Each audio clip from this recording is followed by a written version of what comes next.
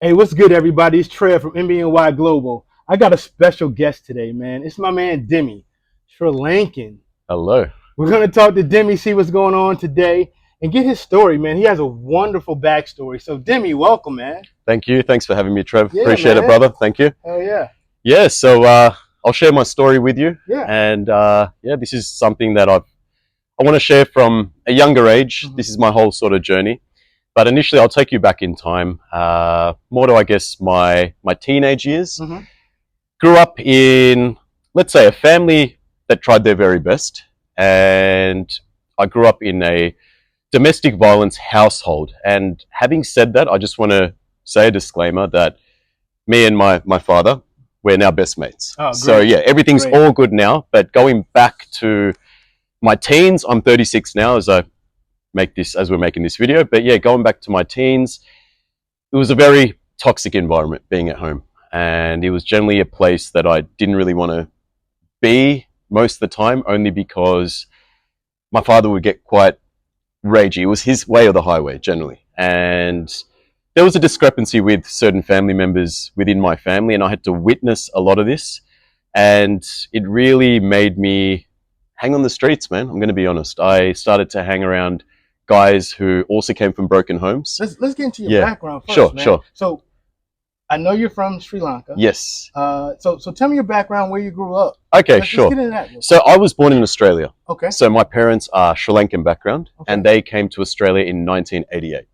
So they came to give us, I guess, a better life. And yeah, man, we grew up with no money. We basically grinded out, or my parents grinded out. And yeah, dude, we've just been living in Australia ever since. Since the teen years, so let's say from ages of 14 to 18, that period was quite rough at home. So I generally spend a lot of time after school with the guys who also had troubled backgrounds. And we'd normally hang in the commission flats. We'd smoke a bit of weed, we'd drink alcohol. Generally just whatever we could do to not go back home. We try and extend as much time as possible. And when I hit 18 years old, that was when I got my license. Mhm. So I went into working.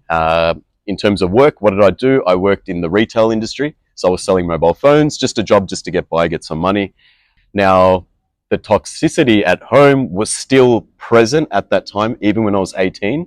So at that point, I formed a relationship with a woman. And I would spend a lot of time at her place because she came from a very loving family. They were very close. And for me, not being around that growing up, it was very mesmerizing to be around a family who sat at the dinner table and ate together. And essentially that shared a lot of love within one another. So correct me if I'm wrong. Yeah. So what you're saying is you didn't get the family you needed at home, so you looked other places. Yes, to get that. yes. So that's very important for you guys, because coming from a dysfunctional family, a lot of people join gangs. A lot of people join these groups that bring you in and love you.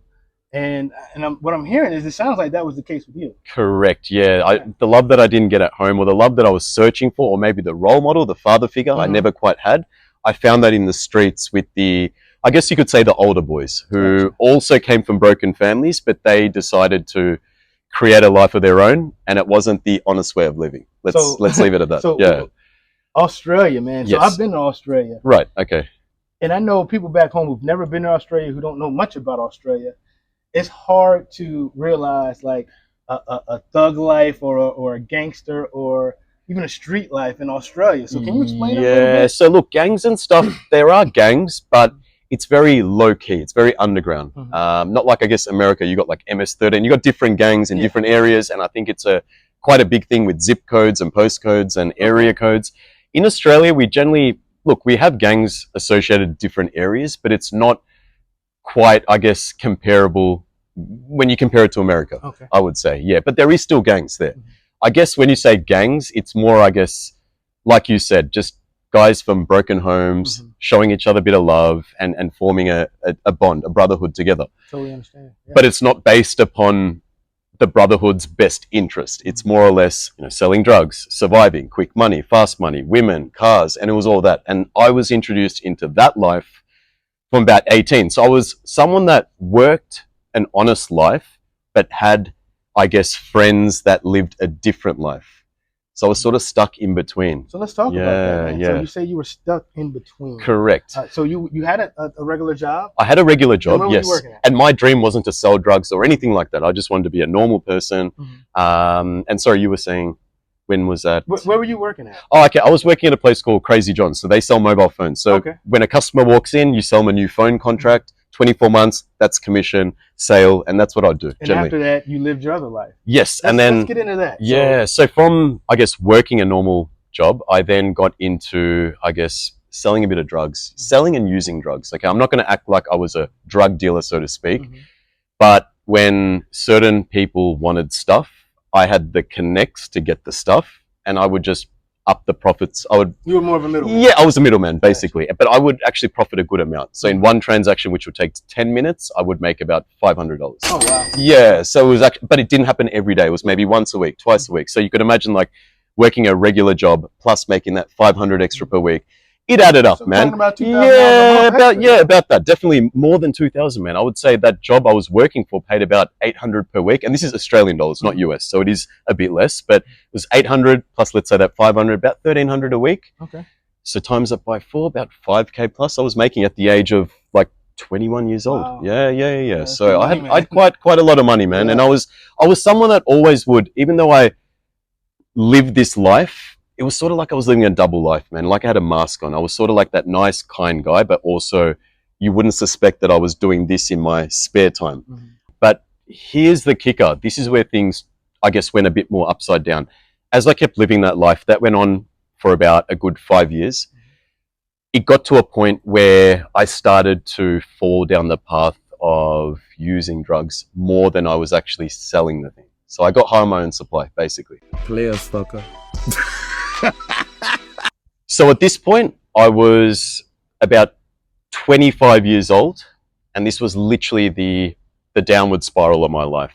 So I was working, I still managed to live that normal life, but at the same time, I was finding myself using drugs on a regular basis now. And what made you use these drugs? What made you say, hey, I want to try this? Okay, this was, I would say, and I don't mean to have a victim mindset in this case, but I would say this is because of the unhealed trauma that I was running away from. I tended to blame my dad for the pain that I was exposed to at a younger age. And I always had that victim mindset where I would blame my father, you ruined our family.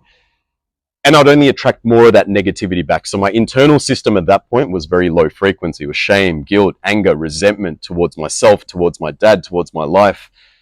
And the more and more my life kept going downhill as a dependency on the drugs, I would blame my father a lot more.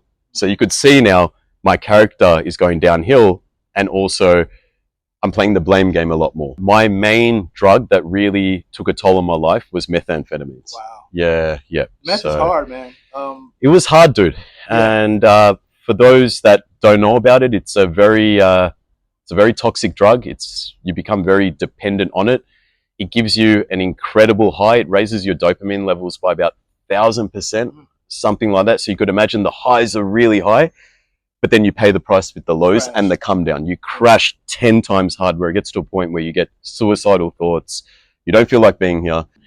I was calling in sick a lot with work. I ran a commercial cleaning business as well at that time, and I could have ran that a lot better. So there were areas of improvement. I wasn't present there as much as I should be. My business also went downhill. Everything in my life at this point, Trev, was falling apart. The symptoms of using meth would be anxiety, paranoia, lack of sleep. So also my looks started to really fade. I started to age a lot. Dude, in my 20s, I almost looked like I was 40. Like I literally looked so old. My physique was also suffering. I had like heart palpitations. At this point, I knew that I've taken off years of my life. The reason why I stopped hanging with the crew is because they all started to go to prison and they all started to get pinched. And it started to become a syndicate that I was a part of, which was in the newspaper. A lot of arrests, and I also got arrested at that time. I got raided by the police. Wow. As soon as I came back in the driveway, they all pointed their firearms at me, and then I just had to say, don't shoot. And that's where I got thrown on the floor, and they literally came looking for a firearm and possession of clenbuterol, which is a fat loss agent. It's still illegal. Wow. So what it does is it gives you endurance, gives you more energy. Bodybuilders kind of take it when they want to drop body fat. It's called clenbuterol. So they came looking for that, a search warrant, and they came for a firearm. And I don't hold firearms. I don't need to hold a firearm. I'm not doing anything. I'm not selling drugs.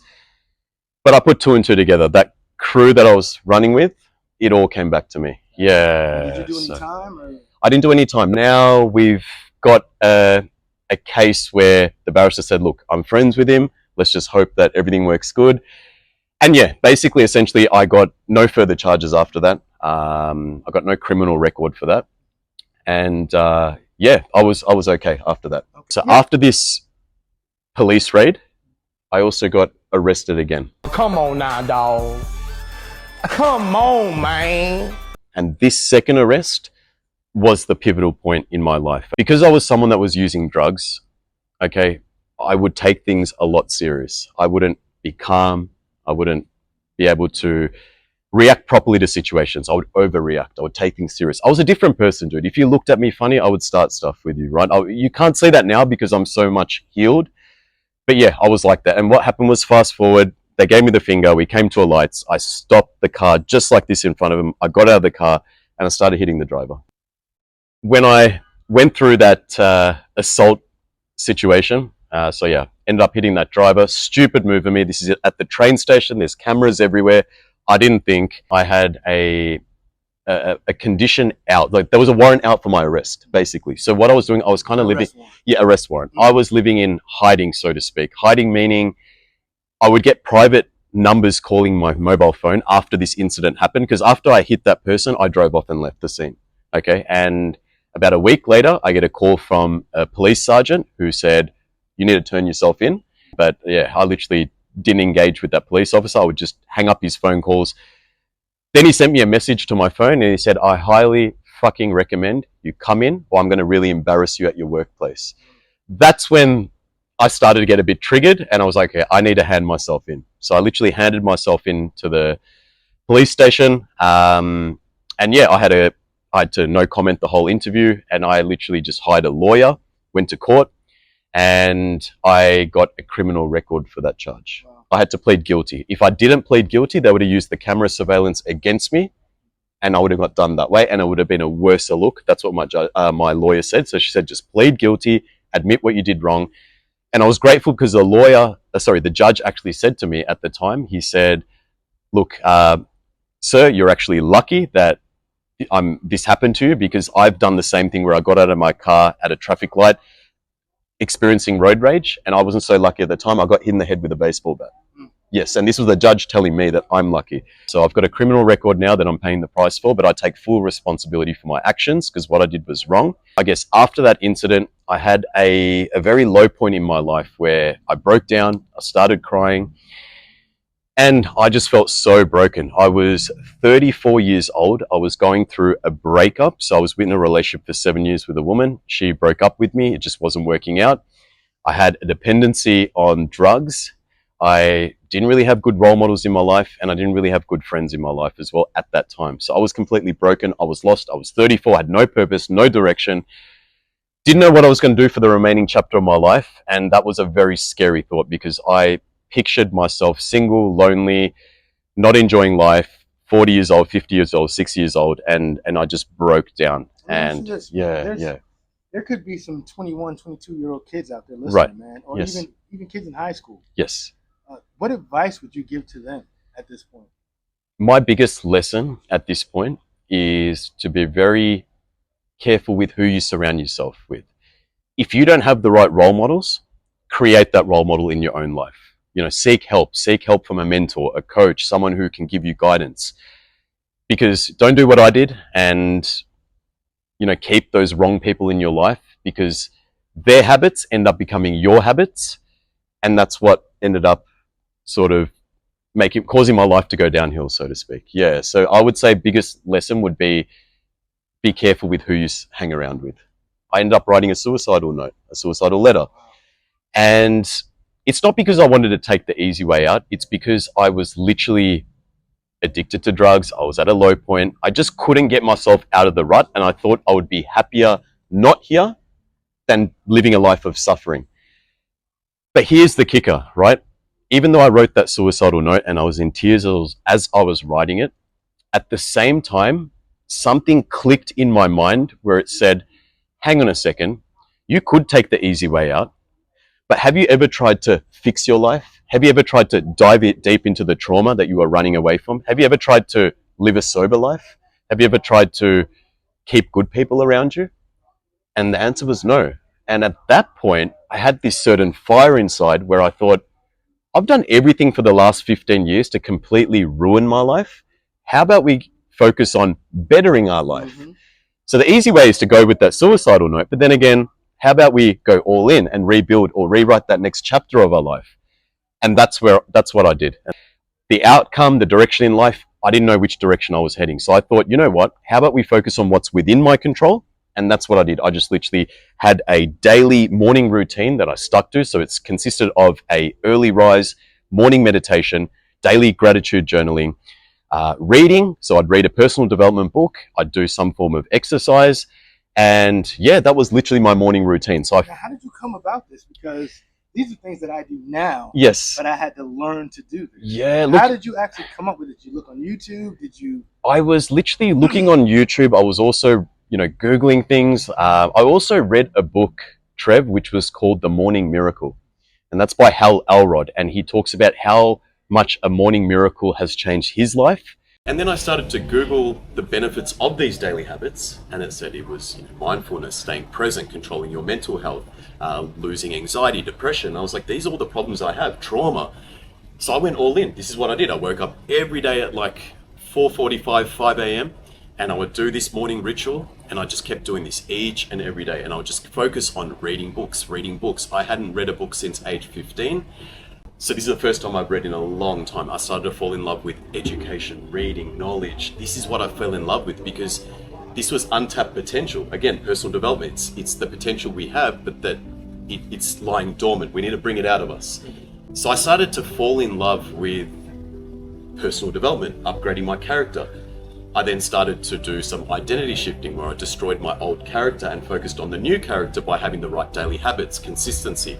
I started to essentially reprogram my subconscious mind. That's what I had to do. I had to remove negative beliefs, limited all the negative conditioning I inherited from a child till now, the trauma, the beliefs, whatever, and I had to rebuild the whole new operating systems. The drug use started to stop. I stopped having thoughts about drugs after sort of the 1 month period, the 2nd month period. Things just started to get better, Trev, as I kept showing up for myself. So month 1, month 2, all the way through to month 9, everything just kept getting better. And I started to fall in love with this new version of myself. So when it got to the month 9 of this transformation, I didn't recognize my old self. Yeah. This is where the beauty lies. This is where that new shift lies. And now I'm so grateful, dude. I've gone from someone that had a victim mindset to now sitting down with my father, going back to that earlier story I told you, going, Dad, tell me about your upbringing. Because that's where everything made sense. He was, I guess, neglected with love from his father. Mm-hmm. He didn't fix his root causes, and that then unconsciously affected our family dynamic at home. It's funny you say that, man, because my father, similar situation, man. Right, okay. Not as dramatic as yours, okay. But my dad, he just wasn't around. I didn't get the hugs. I love you, son. Yeah, I love you. I never got that either. So, as my son was coming up, I didn't do that. With my daughters, Yes, okay. But my son, it was more of a, you're a man, tough love. And as I got older, I realized that's not the way to be. So I totally understand your story, man. That's amazing. It definitely resonates with me. Yeah. I just kept showing up for myself, Trev, kept striving for more. After that 9-month period, I literally just sold my vehicle. I had a sports car, I sold that. And I'm very passionate about cars, but I sacrificed that car to get a 6-month tourist visa to go to Thailand. So I went all in. I started this YouTube channel. I literally just thought, you know what? Since I've healed myself, I know there's other men in the world who don't have the right role models, other guys who might have gone through what I've gone through. And I thought it's only fair that I create a self-improvement channel where I can help other men. And what I'll do is I'll talk about all the pain points I've been through and how I've overcome them, what I did, and that's how that channel started. All I cared about was making a video which would help just one person. If it could inspire one person, then I'd be happy. And little did you know, as I kept showing up, kept making more content, guys would reach out and say, hey man, your videos are really inspiring me, they're really helping me. Guys would message me and say, I've had suicidal thoughts, your videos are really helping me stay on track with my mental health. And this is where I actually started crying, dude. I actually broke down because, again, I started the channel not for the right reasons, not the wrong reasons, right? I didn't want anything, I didn't actually, I didn't want anything in the end. All I wanted was just to help people and talk about my story, and we'll see what happens, right? Maybe it won't work out, but we'll give it a go. In my heart, I truly wanted other people to experience that there is a better life out there, and it just starts with, tapping into your higher self. And I wanted to bring change upon men who are struggling, because here's the thing, Trev, and a lot of people might be like, why do you care so much? The reason is when you hit rock bottom in life and you actually hit a true rock bottom and you want to end your life, you know the value behind helping someone else, because there are other people out there who don't have a voice, who might not be fortunate enough to have the firepower inside to do a full 360 transformation. That's where my videos come into play, where I give them that hope. Yeah, dude, it got to a point where it was 7 to 8 months in, I had about 700 subscribers at that point, and I hired a business coach. Again, the reason why I hired a business coach at this point was because I found my ultimate purpose. Yeah. And my ultimate purpose was to become a coach so I can help men transform their lives, men who have been through the same pain points as me. Doesn't it feel good, man? Yes, it feels beautiful, and this is my true calling. And yeah, I'm so grateful, dude. He overcame my limited beliefs, and yeah, dude, after launching that coaching business sort of 10 months within that YouTube journey, I've had my channel for just over a year now, just to give you a context. Let's give a plug, man. What's the name of your channel? Dimi Herath, so Dimi Herath, just my name. A lot of people want to know. Yes. Why is everybody migrating to Thailand? Okay, good question. I'm from Australia, and I'm going to be honest with you, our country's falling apart. So there's a mismatch there, and I thought, you know what, I'm not happy in that country. I'm not going to be someone that just follows the crowd. I'm the black sheep in my family, so to speak. And I thought, you know what, I'm going to create my own life, and whatever sacrifices I need to make, I want to move to Asia. And that's where I found love with Thailand, because not only is everything well priced, the people is good, the culture is good. People who don't come from much money are more happier than the people in my country who have everything but still complain. So, and in Australia, we've got what's called tall poppy syndrome, and you might be able to relate as well, where people don't want to see you doing well.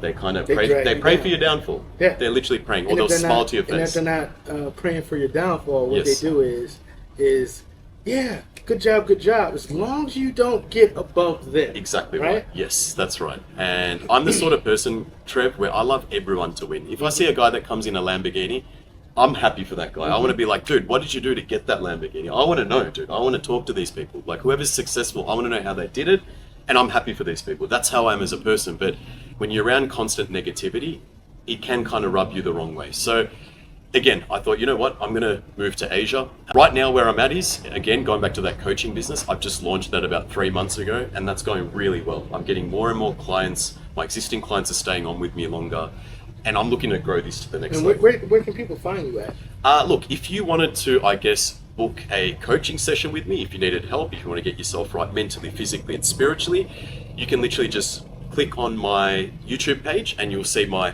links down there. My Calendly links are there, and you can book a free call with me and I'll see if you're the right fit. Perfect. Yeah. That's so amazing.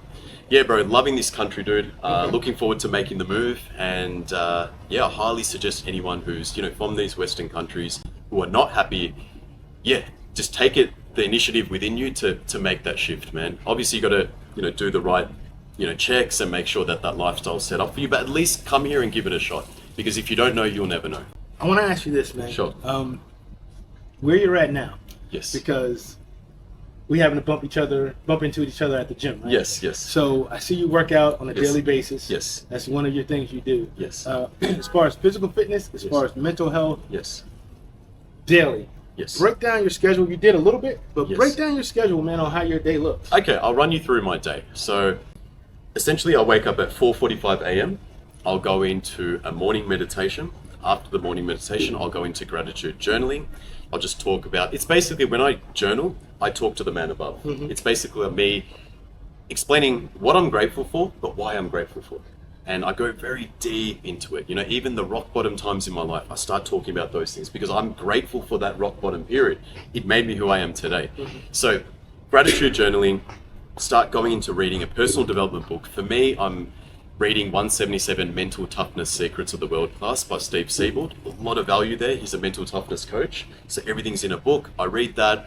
And then I'll go into exercise. So my exercise in the morning would usually consist of cardio because I like to get a bit more nutrients in me before I lift the weights. So the morning would be a bit of cardio. I'd finish that, come back, shower, do a bit of deep work after that, work on my project, my coaching business, take coaching calls.